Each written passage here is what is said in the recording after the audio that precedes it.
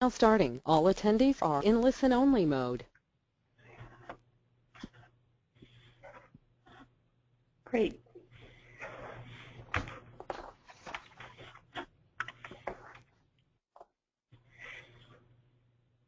We're going to give it just another minute while people are registering for the webinar. We'll start in just another minute or two.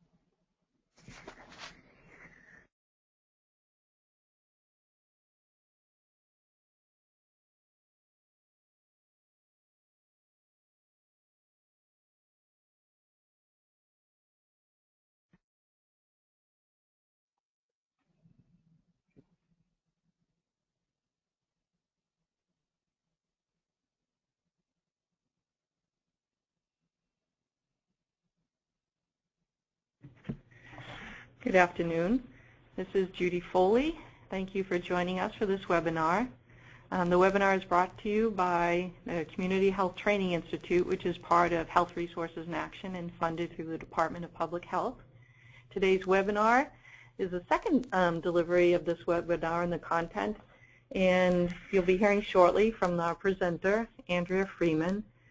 I'm just going to go through a few logistics at the beginning of the webinar so that you'll be able to participate. The webinar is going to go for the next hour and 15 minutes. We do hope that people have questions as we go through the content. We will have time at the end to go through some questions. If you'd like to participate and answer questions, we're asked that you do that in the question box on the panel, and I'll give you a screenshot of that so you'll see what it looks like. If you enter your questions then, I'll be able to read the questions to Andrea at the end of the webinar. Please, you can do so throughout as they occur to you or throughout the webinar. We're also going to issue a survey at the end of the webinar that you'll get via email. And that's so that we can get your feedback, your thoughts, and ideas for future trainings and your feedback on the one that you've just attended. And you'll also get a link via email so that you can look at the PowerPoint and listen to the recording at another time or share it with your colleagues. So this is a screenshot of the question box. You can enter it in. If you have an issue or a concern with the technology, you can make sure that it goes to the staff. If you'd like the question to be shared with everyone else who's listening, you can choose to share it with everyone who's attending. So after all those logistics, we're going to get started. And again, the presenter today is Andrea Freeman. She's the field director for the Massachusetts Public Health Association. And welcome, Andrea, and thanks for joining us today. Thanks so much, Judy. I'm happy to be here with you and other folks from all over who are on this. And if anybody happened to be participating in this webinar a couple weeks ago, this is going to be the exact same. It's going to be very similar content. It's not a part 2. And so if for some reason you thought it was a part 2, now's the time to sign off because it will be a repeat of what you'd had on January 29th. But with that said, okay, so as Judy told you, I'm the field director for Mass Public Health Association, MPHA. I've been there not quite 3 years, and prior to that, I worked for about 16 years at the state and national levels, not so much in public health, but actually in land and community conservation, working to build partnerships and networks and to share skills, to increase resources. So the same type of work that I do with MPHA now, but in a different field. So please don't trip me up with epidemiology questions. I will fail miserably. And so quickly, while I've got you, just a quick bit about MPHA. Judy, if you could advance, oh, there we go. I was able to advance the slide. Thank you. Just a quick bit about MPHA. We're a statewide nonprofit organization. We're separate. We're not part of the State Department of Public Health. We're a nonprofit organization on our own. We're a champion for public health in the Commonwealth, and we work to eliminate health inequities in Massachusetts. We are an advocacy organization. We work to strengthen local leaders, mobilize networks of activists who are working, who want to take action for healthier communities. And we use advocacy, education, community organizing, as well as policy development and coalition leadership to advance our statewide policy agenda. And at the start of the new legislative session, up here is the list of kind of the focus areas that we'll be working on in this legislative session. And so if you're not yet familiar with MPHA, I hope you'll check us out. Our website's mphaweb.org. And from there you can get onto our blog or sign up for our newsletter and become an MPHA member if you haven't already. So, okay, there's my plug for my organization. And next slide, please. There's going to be a poll, actually, because we want to find out, of course, why you are part of this webinar. And so if we could put that poll up there here. So really, quick, why did you register for this webinar? Were you told to doing it because you were told to? Are you looking for a silver bullet to make community change easier? Are you involved with community change already and want some new perspectives? Or are you new to community change and are looking for some tips? Or other. And if you check other, if you wouldn't mind writing a little bit, just a sentence or so in the chat box for us. So I'll give you a sec, give you a minute.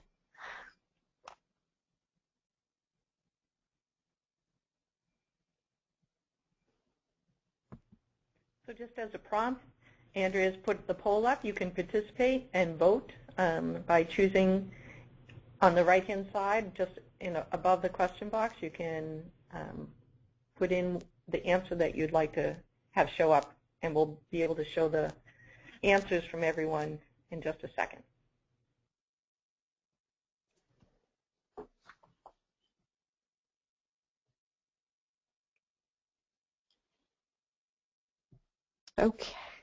Okay, so Judy, if you could just let me know when you think most of the responses are in, and we'll move ahead. But I'm liking the results so far. It says 100% are involved with community change and want new perspectives, although that might only be one person, right? Andrea, about 67% of the people who are participating have also entered into the poll. Okay, well, I think we've got 2/3 in there already. Then, wow, that's really that's great results. I'm glad that you're not just here because you were told to. We would, that would not be so helpful. But also, I'm relieved that nobody checked off that they were looking for a silver bullet to make community-based change, because I haven't found one, and I don't know of anybody who has. So good. I like the response of this. So if we could, I wanted to share with you the kind of the plan for this webinar here. That if we could go to that next slide here, that first of all, I want to share with you some of the assumptions that I'm making in this work that I'm doing and that I understand other folks are working in, just make sure we're on some of the same pages. And then we'll go into the 3 tools of the framework of the framework and reality about the tools that I'll be talking about, meaning balancing the process, relationships, and results. And then we'll have some time for some questions, discussion if you want, and then finally I'm going to share some different resources with you. Okay, so first of all, some assumptions. The next slide, please. Okay. Okay, so really just why some assumptions here. Of course, I just also wanted to mention that in compiling and kind of putting together this webinar that I interviewed a handful of local community health advocates to find out how they think about their work and what they do to mobilize their community for change. And so I'm going to be including some insights and kind of aggregating some of the comments and insights from them along with some of my own experience. I just wanted to put that out there, and I want to thank the folks who contributed, who shared their ideas with me. Because again, there's no silver bullet, I wish, as if only. Okay, so the next slide, please. The first assumption that I'm making in this slide that an assumption we make with MPHA, at MPHA as we do our work, is the understanding that those closest to a change must be involved in the change in order for that change to be effective. And this is a theory that came about back in the 1930s by Kurt Lewin, who's a psychologist who was a pioneer in the social psychology field. And among many other things, he's the person who coined the term group dynamics, that people, things are differently from when people are operating, behaving as individuals and when they're in a group. And there's been lots of research on this since the 1930s, of course, that have supported Levine's theory. And we use it a great deal in public health and policy change. And I think sometimes we just, we overlook it, we take it for granted. But it is rooted, even this, the approach of involving people who are close to the change, that in itself there's evidence to support the reason for doing it that way. And all of the community leaders I interviewed, they apply this theory to their work. And all the nonprofits I've worked with do so as well. It's just the more people feel that they are involved in originating, shaping an idea, the more passionately they will push for its implementation. So just one assumption I'm using here in this work. Okay, next slide, please. Second assumption. A next assumption that I'm making is that those of us involved in mobilizing communities to make policy, systems, and environmental changes, that none of us are rolling in the dough, nor do we have staff or volunteers that are looking for more work to do. I'm assuming that we all have limited resources and that we don't have significant, if any, budgets for marketing or printing or food or decorations or anything like that. And so in this world of very limited resources, we usually have to make some choices by knowing that we want things, ideally, we want things to be good and cheap and fast, but the fact is we often can only get two out of those three, and intentionally or not, ideally you intentionally choose the two of the three attributes that you want, so at least it's deliberate. So if you've got a project or a campaign or a bylaw, something that you want to happen, is it okay that it's going to be good and cheap, but it's going to happen slowly? Is that okay? Or if something absolutely has to happen really fast, then you really do need to choose between, do you want it to be done cheaply or do you want it to be done well? So just something to keep in mind when working with limited resources. And to remember that also that limited resources, that means limited money as well as limited time from people, their energy, their physical energy, their mental energy, their attention spans. So just want to share that. Okay, next slide. The third assumption is, let's see, back one please. Yeah, there we go. The third assumption is the belief in the wisdom of crowds. In his book called The Wisdom of Crowds, the author, James Surowiecki, gives anecdotes and research about how the aggregation of information from groups, that it actually results in decisions that are often better than could be made by any single member of that group. And the idea that input from a group of people is going to be more informative and accurate than input from the smartest individual in the group. So again, that correlates a lot with, those being closest to change are important to involve, as well as, the value of better insights from the wisdom of crowds. Last assumption, okay, next slide, there we go. I think some of you might recognize these folks. This last assumption has to do with the fact that we all have different feelings in response to different kinds of change.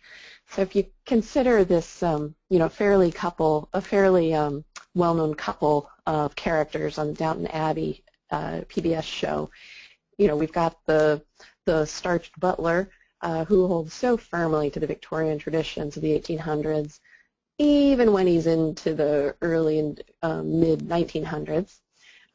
So he's kind of the stoic traditionalist in some regards. He finds telephones silly, radios absurd, just sees no need for them, why change? On the other hand, Rose, the energetic niece, she just embraces, loves, looks for everything that's modern, jazz, the radio, the phonograph, and, oh, gasp, unchaperoned dates as well. So, I highlight these two characters because they so carefully anchor the ends of the bell curve that we need to be mindful of. And the bell curve, meaning, it's the next slide, is this. This is a diffusion of innovation bell curve. Probably looks pretty familiar, seen it before. And again, it's this whole idea, though, that some people are just inherently going to be the innovators on the left-hand side of part of the curve, followed by some early adopters, those who embrace change not immediately, but pretty darn quickly, the majority of people being kind of in that middle, in that bell shape there of the early majority and the late majority, and then the laggards. So obviously, Carson would be more on the laggard side of, say, using the telephone, whereas Rose just absolutely would be an innovator or early adopter. And so I encourage you to think about your organization, your community, your coworkers, even your family. Who tends to be innovators? Who are those early adopters? Who are the laggards? Who are the laggards? And according to this bell curve, if we break out the numbers here, if you're working with, say, a group of 100 people, on average, you might only have 2 or 3 people who are those innovators. And who are they? At the same time, you might have 15 or 16 laggards, and just as importantly, who are they? Are thought leaders, are the respected thought leaders, and people who speak up, speak out, where do they fit on this? Are they your laggards, or are they your innovators, or somewhere in between? And remember, it's not always an age thing. I think sometimes we fall victim to that, thinking that older people are always going to be slow to adopt a new change. It's not always the case. Make sure not to presuppose that, because that would be an untested assumption in which you could very well be wrong. And so because individuals are the building blocks of communities, the possible permutations for how a community will respond to any particular change is going to be very complex. And so it's all the more reason to identify innovators and early adopters who may also be those thought leaders in your community. The sooner you can identify them, I think the more helpful it will be as in developing your strategy and knowing who the thought leaders are in your community and where they fit on embracing change or not. The executive director of a nonprofit I used to work for, I saw that he just was immensely skilled at identifying the thought leaders, and with getting them to embrace some change that initially they weren't really excited about. And by working the process very slowly, he used the legs of it. He used slow, and he did things well. So actually, it wasn't terribly expensive, except that time is money. He had to move things very slowly, but things worked to make some changes that he needed to.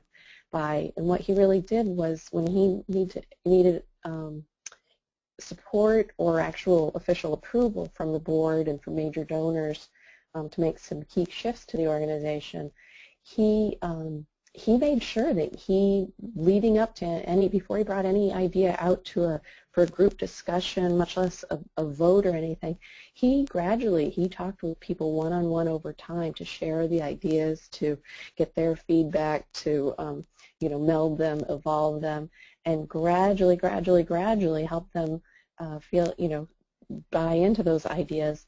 And he would then wait to bring up the topic of change to the full group. Often would be an organizational paradigm shift. He would wait until he already knew everyone's perspective on the topic, and he would wait to ask for a vote before he could really confidently predict the outcome of what that vote would be.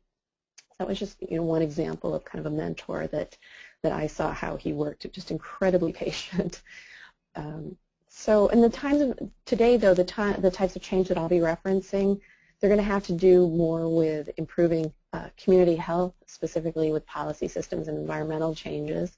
And so to get a sense of what kind of PSEs this webinar audience is working on or interested in, I'd like to do another quick poll. So Judy, if you could run that poll for me there.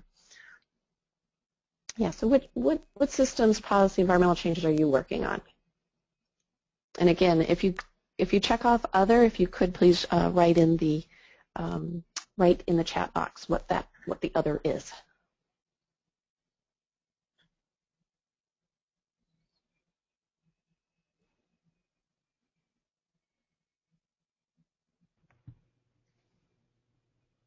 So if you want to, this is another prompt to participate in the poll. We've got 10 people, 30 people. Have participated 30% of the audience so far.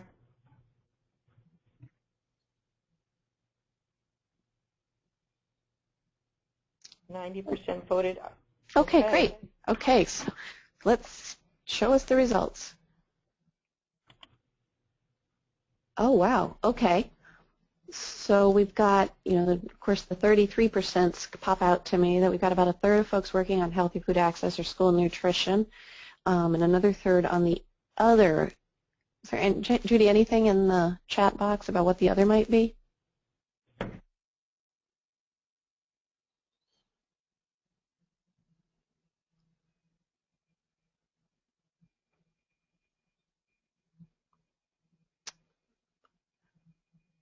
Okay, maybe not. So I'm going if there's not anything in the chat box. Oh, are you there?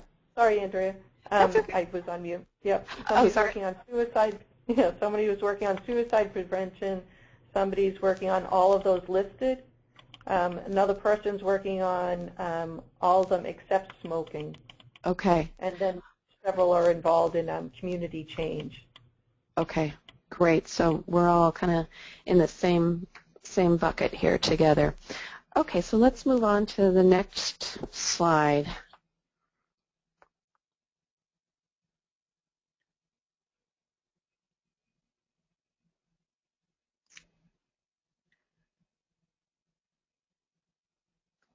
Okay, so what I wanted to talk to you about was to share kind of the 3 tools of change as I've learned them and how I've kind of adapted them from what I've learned from it's really a model I learned from the Institute for Social Interaction Institute for Social Change. There we go. And it's the idea that change, rests upon these 3 legs that include emphasis on process as well as results as well as relationships, and that all are equally important, and in fact all are connected to each other as well. And so just symbolizing here that if you focus too much on getting to the results and only the results, that one leg is going to be much longer. It'll just the stool would look silly and it will just fall over. It won't be able to support that change. Same way, if you spend too much time on process, same thing, too long. Or even if you focus on 2 of the 3, relationships and results, but there's just not a clear process. Even having two legs that are longer than the other one leg doesn't work. So this is just kind of a visual model to help us understand, to just picture the idea of the necessary balance and the shared importance of each leg or each tool. And let's see, so like any good model, this one is neatly divided into realms, but we know in reality that nothing's divided into tidy realms. So of course, the process, results, and relationships are all interwoven. But I find having this model, however imperfect it helps us to anticipate and analyze and plan for what happens in reality. And again, I don't know any perfect equation or recipe for managing these three legs, but I do think about them a great deal, particularly when an effort seems to be stalled or there seems to be people frustrated in the group. And kind of to understand our own tendencies, doing our best to balance our attention to process, results, and relationships, things can get really confusing when there's too much going on, things are overloaded, competing demands, added stresses, I don't know, maybe another snowstorm. We often, as individuals, we often default to or overly rely on one of those three legs to the detriment of the other two. I know for me, when I feel pressed or stressed, I default to the results leg. And I can recall a situation when I was the coordinator for a statewide conference. This was in the conservation world several years ago, and I bulldozed forward. And I used the word bulldoze at the time. I thought I was being a great, doing some extra work and being helpful and being efficient. But looking back, I bulldozed forward without checking with the others on the planning committee and ignored a process that we had been working with before. And to my own defense, I thought I was helping. And I thought I was helping because I was working harder. But that sometimes, good intentions, they just don't often matter when you're working with a team for change. And if anybody's curious, later on sometime I'll tell you about the kind of the mess that caused and the damage control and what the extra work it took to get through that situation. But what I'd like to do now, just real quickly, Judy, if you could put up the next poll, it's a question for you to think about. When push comes to shove, which is your default realm? Kind of in which realm are you most comfortable?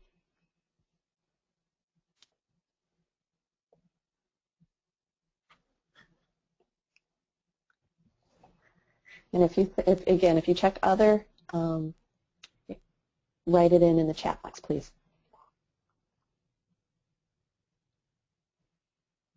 Just about 50 people have participated so far. Give it another few seconds. Okay.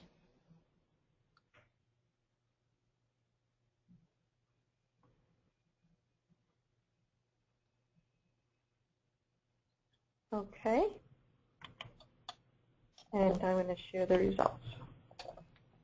Okay, gotcha. Okay, so we're all split. And again, there's no good one to default to. There's no one bad one to default to. I think the most important thing is to kind of be able to know and predict your own tendencies and to identify it in others in key situations.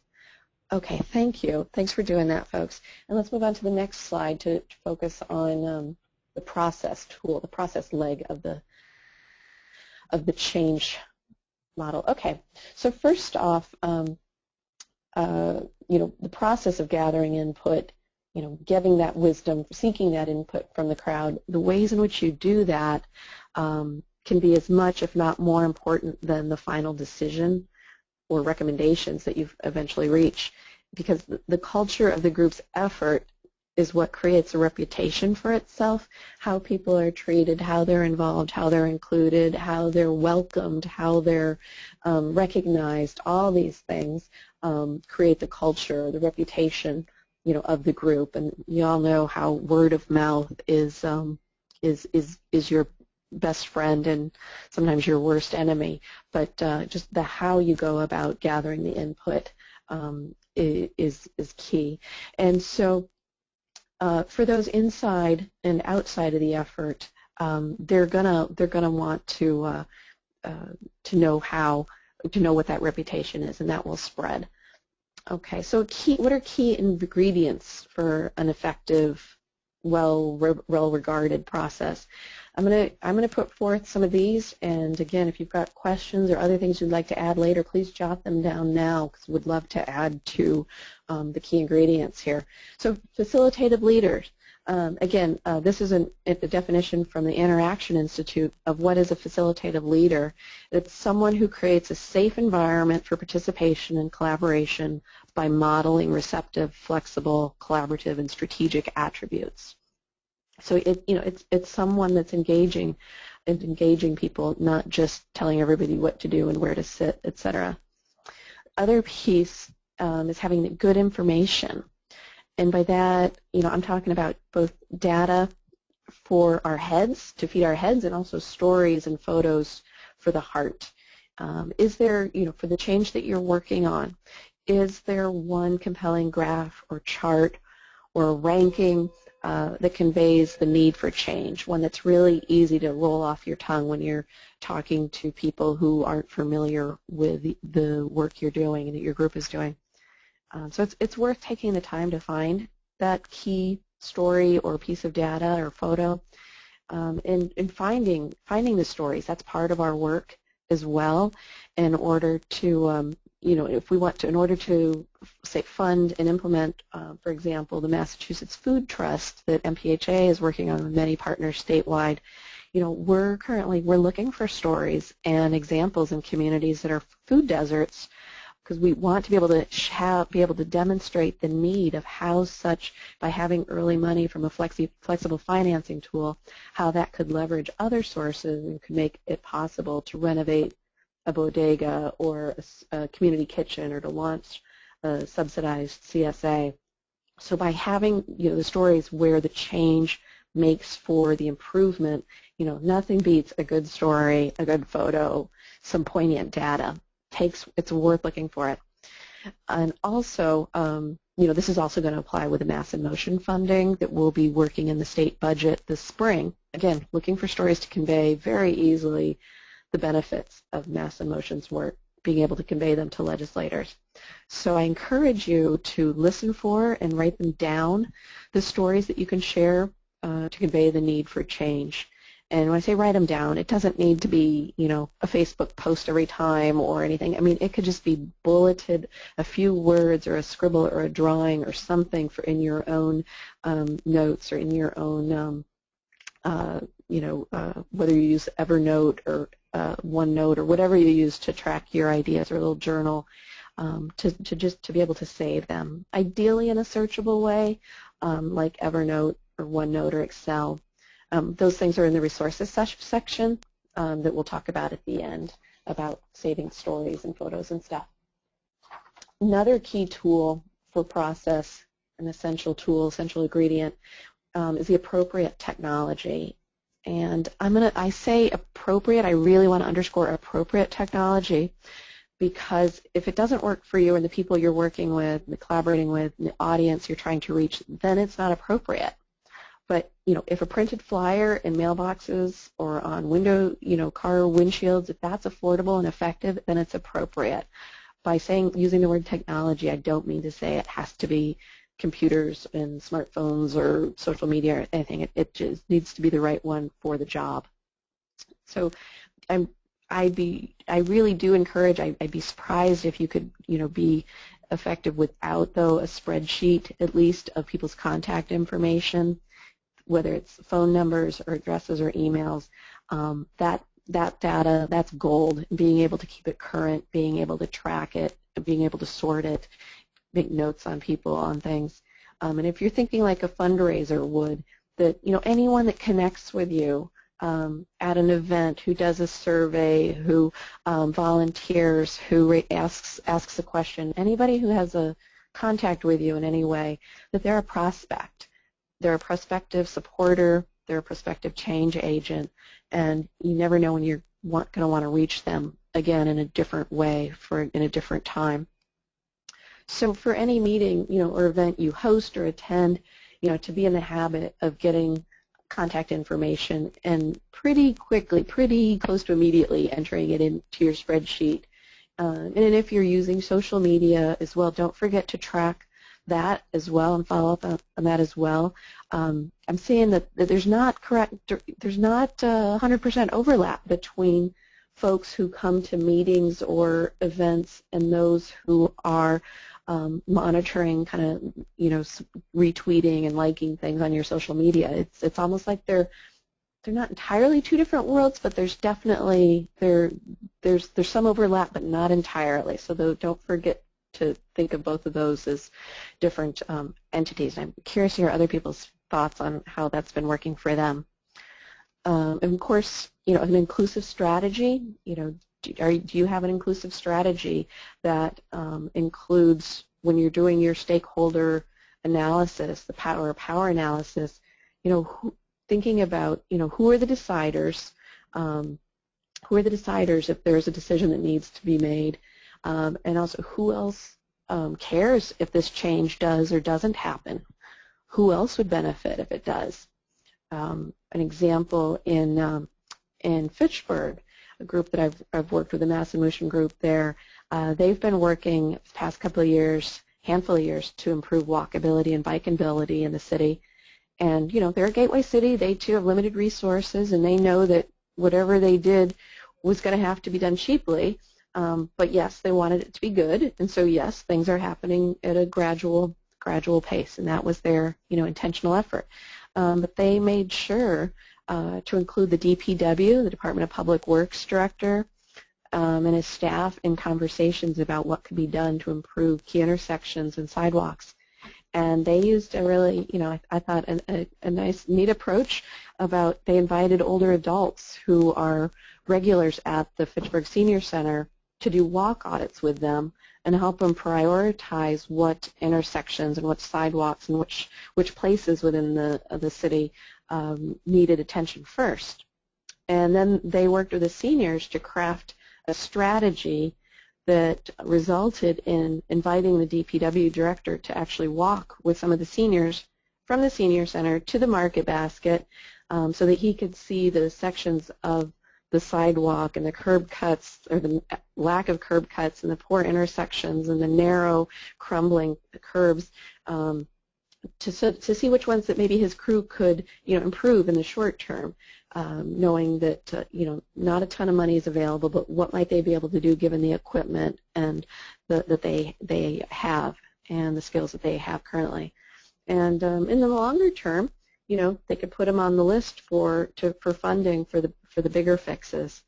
And all the while of doing these walk audits and walking with the DPW director, they're talking about helping, they were talking about helping the seniors get to the grocery store more safely. The topic of complete streets was coming up, and the mention of future funding from the state, and that maybe this spring or summer, who knows, maybe it'll be the DPW that will be the ones asking the city council to pass a complete streets ordinance so they'll be eligible to apply for that funding. I mean, I just think that would be, what a win to have DPW advancing, pushing for complete streets ordinance instead of it needing to be like the health department or the senior center or something. So, okay, and of course, moving on to the next kind of thing, a transparent decision-making process is also a key ingredient, and to choosing a decision-making process that for which the level of involvement corresponds positively with the level of ownership people will have. So, as we all know, the more people involved in decision-making, the more time it takes, right? And sometimes that's what's called for. Sometimes we need to take the time. We need to move slowly to, we need to slow down to move quickly and get people very much engaged. But other times that's not always the case. Sometimes you need to there needs to be a decision kind of quickly made, but the challenge is deciding when to take the time and when to move quickly.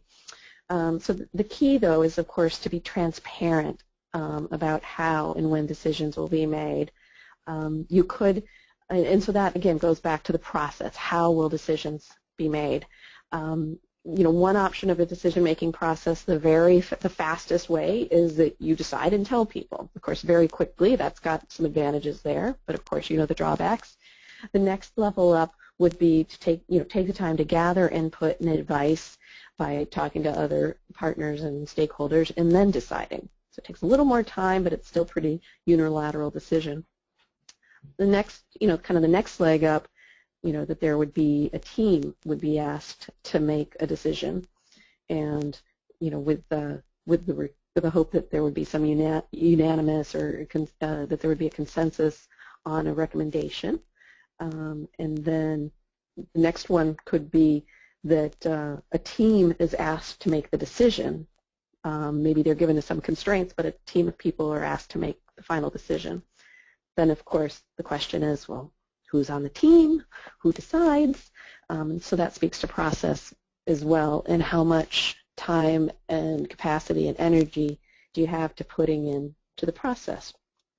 Of course, and then SMART goals, I think, are key to having good process, so that folks know, SMART, the specific, measurable, achievable, realistic, and time-bound, that SMART goal, so that folks are all clear on, what you're working for. And obviously, at the beginning of an effort, a community change effort, you're not going to know specifically what that SMART goal is, but it's something to work towards.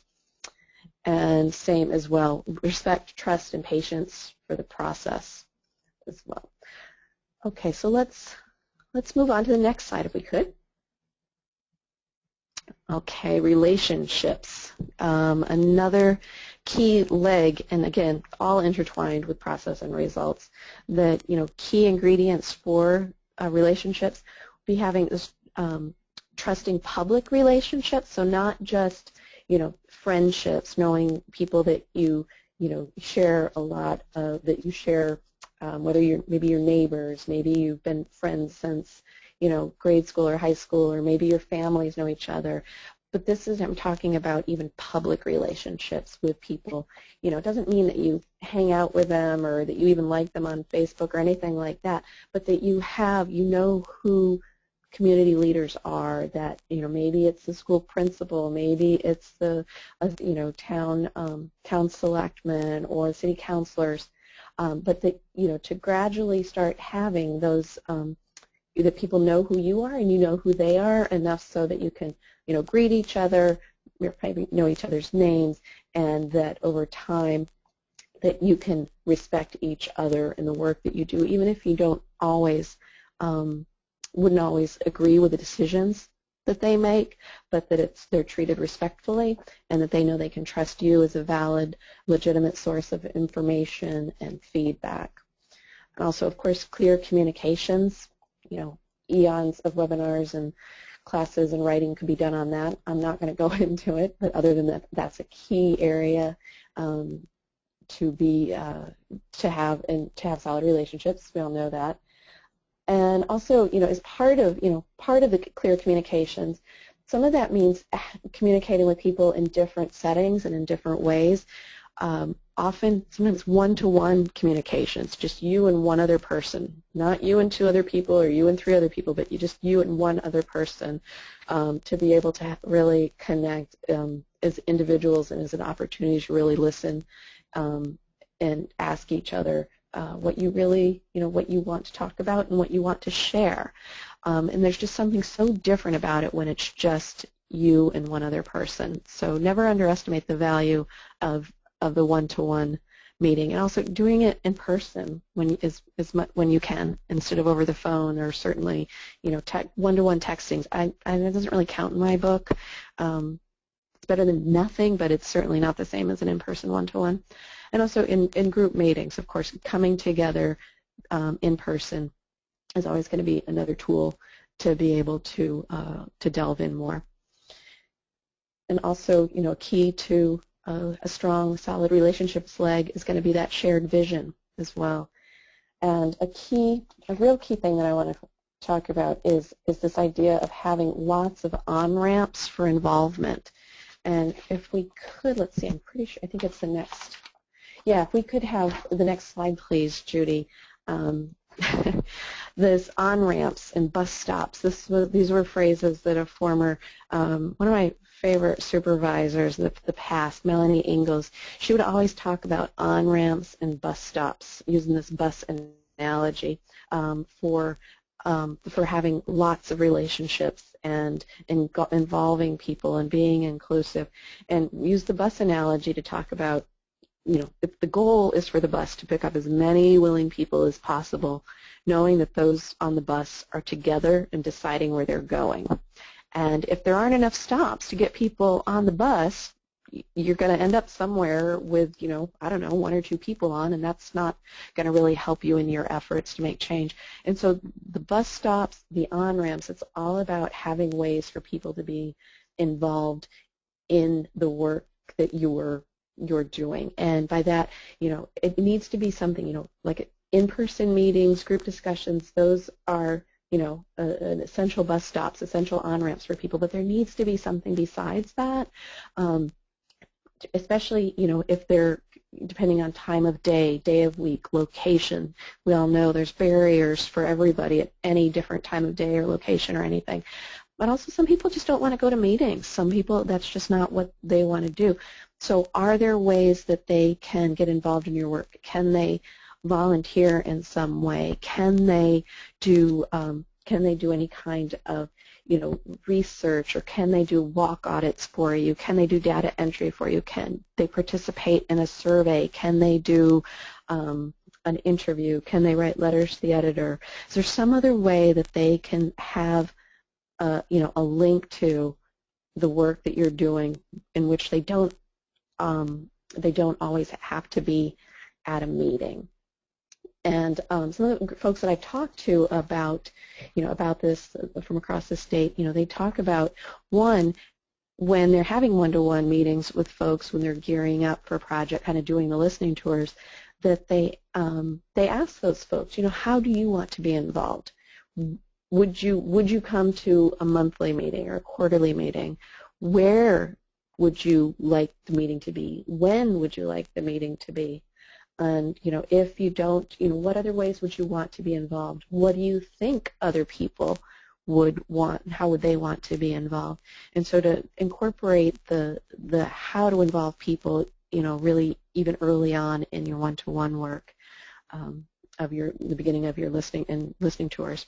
So I just wanted to mention, bring up this kind of analogy that there needs to be a lot of stops and on-ramps. And also the other folks that I talked to around the state, and Melanie used to talk about this as well, is to constantly be asked, being in the practice of regularly asking who's not here, who's not on the bus, who will we not see, even if the bus is full. If it looks like a homogeneous group of people, there's people missing. If you've got all the same age, somebody's missing. If you've got all the same gender, somebody's missing. If you've got all the same race, somebody's missing.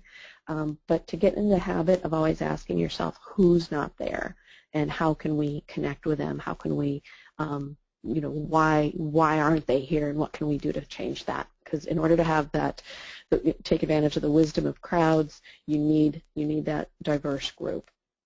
And another thing, Kathy Wicks from Live Well Springfield, she emphasized when I interviewed her the idea of always circling back with the people that you've connected with along the way. So again, maybe if they're not at meetings, if you had interviewed them, if you'd surveyed them, to circle back with them and let them know where things are at on a regular, on a basis that you can do so, and that somehow she's found that just in doing that, often that is another on-ramp to getting them involved, because it's so, they're not used to having people coming back to them with the results of their contributions.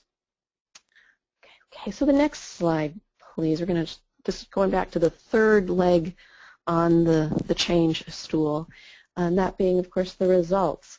And, key ingredients for results legs. It's almost like, sometimes you know when you've done it, you know when you've gotten there. But at the same time, if you get, you want it to be relevant and timely. And sometimes, you accomplished what you needed, but if it's not relevant any longer, it's not quite as rewarding. Also, you want your results to have been affordable. If you've blown out somebody's budget or you've tapped all your resources and you've got no funding to do anything else, then that's a trade-off there. Hopefully it was an intentional one. And ideally, if you come out, get to the results that you want, the ideal thing is that you've actually got more and stronger relationships at the end of the day. And hopefully there's very little, if any, collateral damage in terms of being able to get the result, make the change we wanted to have happen. And ideally, you've got folks involved in the work who are saying, okay, great, what's next? What else what's our next step here? We can do more.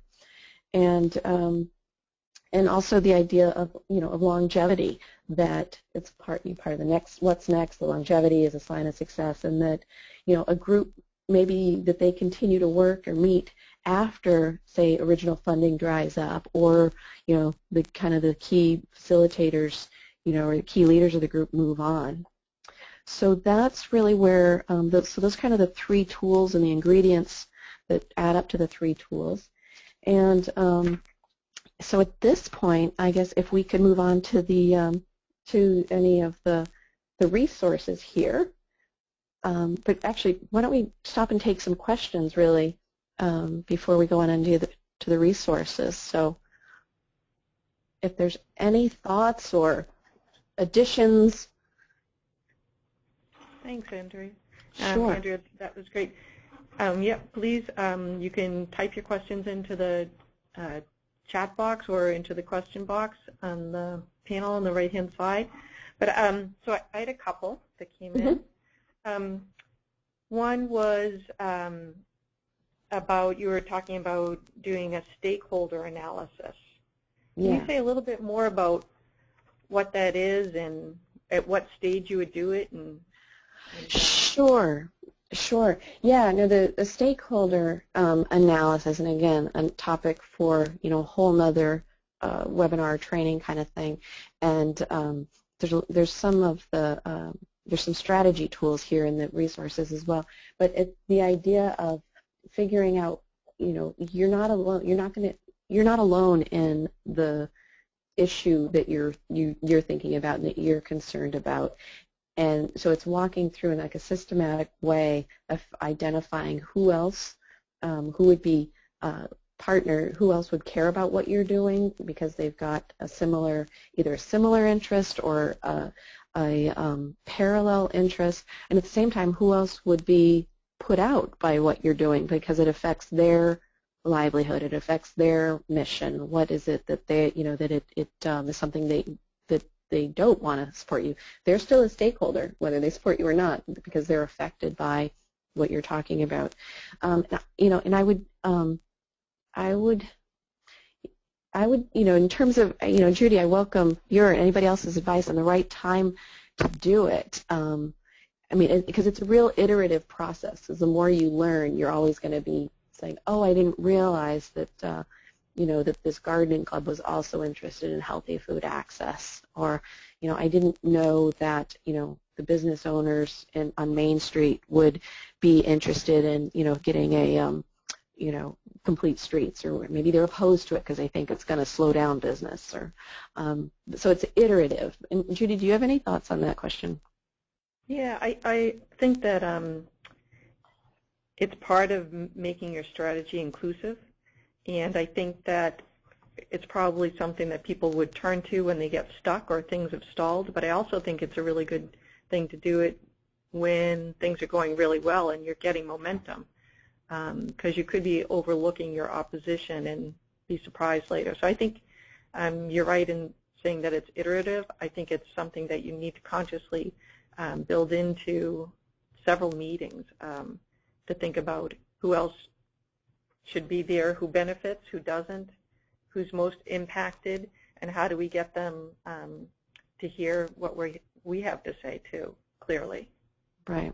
I remember in my land conservation work, just one interesting example that kind of highlights how you just kind of never know who are going to be some allies when you're doing stakeholder analysis, and that we often were working with groups that wanted to protect land for for wildlife, for ecological strength and water quality, and protect the all the different wildlife that that ecosystem would sustain.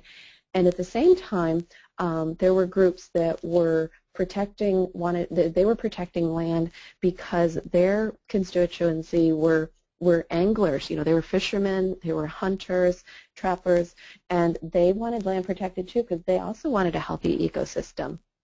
And oddly enough, there were times when we would work together, on Capitol Hill for funding and tax strategies to protect land for different reasons, yes, but you just had to kind of sometimes put those blinders on because it was about accomplishing, the goal. But kind of it was kind of always hard to wrap your head around it, but people had they had the same goals in those situations. And by doing that stakeholder analysis, you just never know what you might turn up. Can you also, Andrea, this is another question that came in, that advice that you give for people who are just starting to come together to work on an issue, or it's a new group that's reforming? Gotcha. Okay. Well, in terms of people that are just getting started, I mean, from my experience, it often starts with, sometimes it's a group of, friends or kindred spirits or colleagues that, they just are able to be open and, with each other and sharing what their concerns and their hopes for change. And then, and as you gradually, reach out to bring in other people, I think the key thing is to, one of the key beginning things is to really to be clear repeatedly of what your concern is and what you hope to accomplish, and really to to put the to address the elephant in the room, because otherwise if you say, oh, we're all concerned about health equity, well, what does that mean to you? It's in some ways it's like apple pie. Who could be against it? But until you know exactly what it is, are you talking about health equity by having more physicians available and nurse practitioners accessible in a rural community where there aren't many? Or are you talking about, more jobs? Or are you talking about, better data? What specifically? And to really delve in and say explicitly what your interests are and what you hope to accomplish, and to just over-communicate in the beginning. Great, thanks. And when you were talking about the linkages between process and relationship, that a key component is communication. Can you say a little bit more about how important that is? Anybody have a teenager?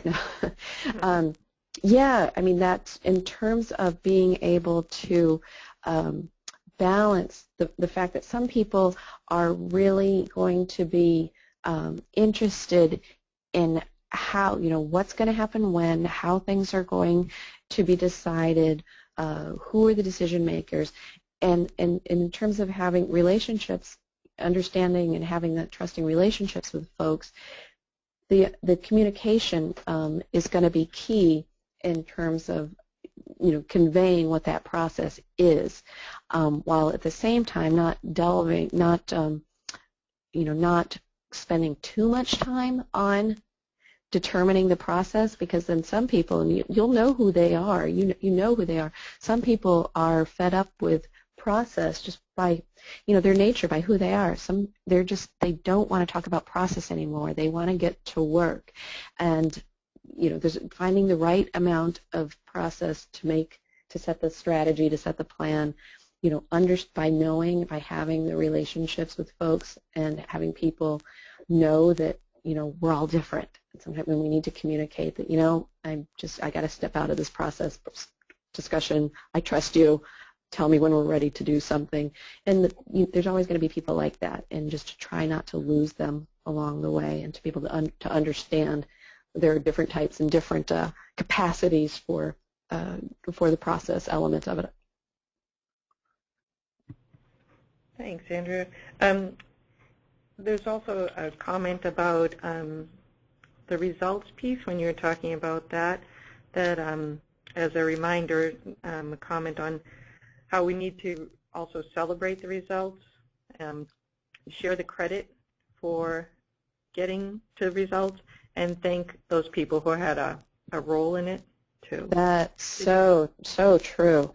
Yeah, no, those are excellent points. That celebrating accomplishments, even along the way, small wins before, say, a big win, the celebration, acknowledgement, blow the horn, have a small party, even if it just means, stopping, lifting your head up from the phone or the computer and clapping or something to acknowledge accomplishment. And definitely, I think sharing the credit, community change, advocacy work, anything. There's no one entity and no one variable that's responsible for making change happen, for making a community healthier, and sharing the credit and giving thanks to as many people as you can, many organizations, as you can, and gratitude begets gratitude for sure, and yeah, definitely recognizing and thanking people for their efforts. Always good points. Great, thanks. Also, I guess it's a question about the link between results and relationships, and that sometimes a result is about stronger relationships or more key stakeholder relationships. Very good point. Couldn't say it any better myself. I think it's in some ways a accomplishment would be really it would be soured a little bit if you didn't have better relationships at the end of it. That would be unfortunate. So I think that's a key. That's a measure of success to look for, is at the end of the road, at the end of a point of reaching a milestone. Do you have more and stronger relationships than when you started? Definitely. Great. And then I guess, can you say a little bit more or share an example of a mind map and maybe how you've used it, or to give people a clearer picture of what that might be? Sure. Yeah, I wish I'd had. I put one up here though beforehand. A mind map is for if you picture like drawing a circle, and then you can draw like spokes out from it like a wheel, but then you put other circles on it, and then even more from there, and then some of them are interconnected. So it's a nonlinear diagram where to link up related ideas or related people or organizations. So I've used them kind of sometimes to do almost like network mapping or stakeholder mapping, when you're trying to figure out who knows whom, who has worked on what with whom, what issues are they involved in. And I'm just trying to think, like I even use this sometimes like for my own to-do lists for work, when some things they just seem all over the place, but I'll start with a specific area in the center of the mind map, and then draw out from there, and then realize that all these different things are connected.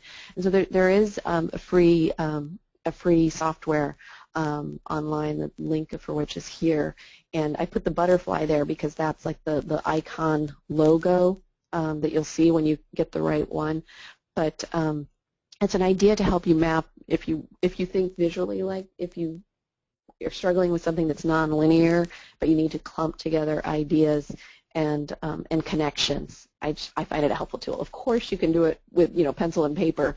The nice thing about this is that you can make it, one branch can be collapsed, and so you don't have to be overwhelmed by this big burly variables, and you can just focus on the one branch that you want to at the moment.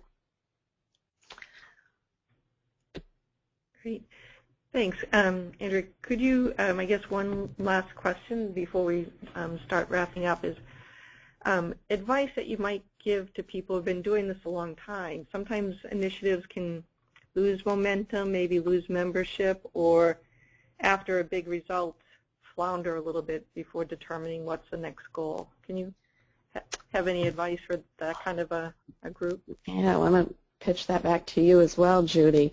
One of the, I mean, sometimes sometimes it does make sense to, intentionally, disband, disorganize, call, if something's gotten accomplished, if there's an accomplishment, a milestone reached, sometimes disorganizing and then reorganizing with a fresh perspective or a new, kind of a new goal, sometimes that's what's needed. Not always does every, committee or group or effort need to stay together forever, and a lot of times it's best if they don't, so that they can be reconstituted in a new way.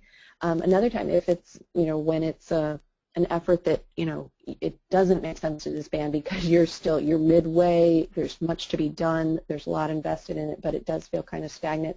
I found that changing the way that you interact, and usually that means changing the meetings or changing the conference calls, changing something about how you communicate, and it might be changing location, it might be changing time of day, it might be changing the room setup, or it might be changing, who does the agenda or who facilitates the meetings, or maybe, change a meeting, you can really change the tenor in communication, but, change things up with with a goal in mind, and I'm happy to talk with folks if they want to kind of brainstorm on that. If folks want to contact me individually, I'm happy to talk about that.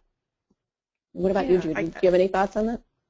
Yeah, I think that there are natural phases that groups go through, and there's been ones that have been written about. There's storming, forming, norming, and performing, and it's cyclical. So that groups typically, after they're really doing well and getting a lot done, we'll again go through the storming phase. Somebody will say, well, I'm not really sure why we're here, and what are we doing next, and there will be a reforming need. Sometimes that's when it's really good to go back to a visioning or a strategic planning, even a rapid strategic planning process, and introducing new membership is always good too. But I think that idea of change, you were talking about changing meetings, changing meeting format, also rotating where meetings take place. But I think something more concrete for those people who are more process-oriented is to do some visioning and thinking about what are the changes that we want to see, what does it look like, and what would it be like when we're done. Right. So, yep. So that would be my 2 cents as well. Yeah, I agree. That's it right now for questions, but did you have anything more you wanted to say about the resources, Andrea? Yeah, I'm just going to quickly run through some online tools that if folks, I know some of these you will have heard of. Maybe if there's one or two in here that sound new and you want to check them out, that's my hope there. I'm sure these are not all new to anybody, but communications, freeconferencecall.com. If you're not familiar with that, even if you're working in the same community, sometimes you just can't get to the same location. But if a conference call by having 3, 4, 5 people on it, you can get the free dial-in number there. Also, Skype, being able to see people's faces. Google Hangouts, you can have up to 9 people involved, so you can still, even if you can't make it to the same room. Those are other ways for being able to communicate a little better. Again, finding meeting times. As soon as you get past about 2 people, it can be very onerous, and I encourage folks to use one of these tools. And even just shared file tools. It's kind of amazing the difference it can make when people can find the information you're all talking about when they need it.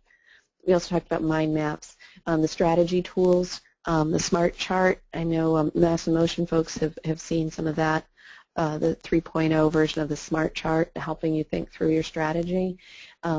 and your stakeholder analysis, and also this DIYtoolkit.org I just found recently, and they've got some neat kind of templates. Use this template when you're trying to make a decision about funding. Use this when you're trying to scale up something, and so you might want to check that out. And then I think there's one last slide with a few more resources. And, oh, right, going back to, we were talking about storytelling and finding the data and finding the photos and stuff. Again, if you're not already using some kind of online photo saving, here's a, handful of the ones that, I've found to be most helpful, most useful, user-friendly. And then some advice on finding and telling stories. This is a link. I think, we were going to send this out to folks, so you don't have to try to key in this crazy long link here. Both of them about about storytelling and how to find and what to look for stories, and then story banking. It's the idea of saving stories for when you need them and being able to have them searchable when you know that you want one about oh, where's that story about a smoking cessation program and where youth were involved, or where's that walk audit story that took place in the House Speaker's district or something like that, so that you can search on kind of what you're looking at. It takes time, of course, to build it up, but never happens unless you start. So I think that is it then. I think that's the last slide, and just wanted to share with folks just some of the reference of the resources that I've used and made reference to. And there's some thank yous here to the folks that I have been helping along the way. Of course, Alia and Judy at HRIA, Amanda Chilson with the Northern Berkshires Community Coalition, Anna Leslie from Alston Brighton Health Collaborative, Judy Anderson with Community Consultants, Kathy Wicks in Springfield, and Vilma Lawrence Mayor's Health Task Force have all been really just helpful, informative folks sharing with me their work on the community change that they are doing. And again, there's no silver bullet on any of this, and I just hope that offered some ideas, maybe some tools to either to help you out or to to think about what's next. And that's all. Oh, the last, small actions times lots of people, big change to be remembered. That's all we've got, unless there's anything else, Judy, that it's coming up on the online. Yeah, thanks so much, Andrea. And I know that you have your contact information here, so your organization is available to reach out and work with people both at a local level and at the statewide level to provide assistance.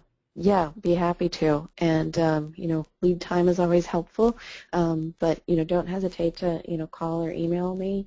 If you'd like to talk further about any of these things, or for mass and motion communities, we've got a little bit more technical assistance we can provide as well in your work. Terrific, great. So as people are thinking about building community capacity, building your own capacity, I just wanted to take a second to talk about some upcoming free trainings that we're doing. There's a webinar talking about moving from program to policy, systems, and environmental change. That's happening at the end of this month. And then we have 3 in-person trainings happening addressing health equity in action. And that's taking some of the gems that Andrea was sharing today and putting a health equity frame on that. How do you make change at the local level and make sure that you're impacting health equity? So the same training is going to be run in 4 parts of the state. March 3rd is in Brockton. March 11th is in Framingham. Later in the month, we're going to do one in Tewksbury and also Franklin County. If you go to our website, you'll be able to register. You'll be able to find the directions, the time, the location, and more information there, as well as sign up for our e-newsletter, where you'll get updates regularly on upcoming trainings, funding opportunities that come our way that we're willing to share with communities, and other news that's relevant. We also have, you can get email updates if you want to join us online. We have a Twitter account, LinkedIn group, where people share news that's happening in Massachusetts and in the Healthy Communities movement across the nation. Again, our training calendar is on our website, and you can also text training, INST, to get started. It's 22828 if you'd like to join that way, and we hope to have you at future webinars and in-person trainings. But thank you very much. You'll be getting this link, as I mentioned before, as well as a quick survey to get feedback for what you'd like to see in future trainings and webinars. So thanks again, Andrea, for sharing all your wisdom, and really appreciate the attention and input from those who are attending. So great. Thank you, Judy. Bye, everybody. Signing off now. Thank you. Bye-bye.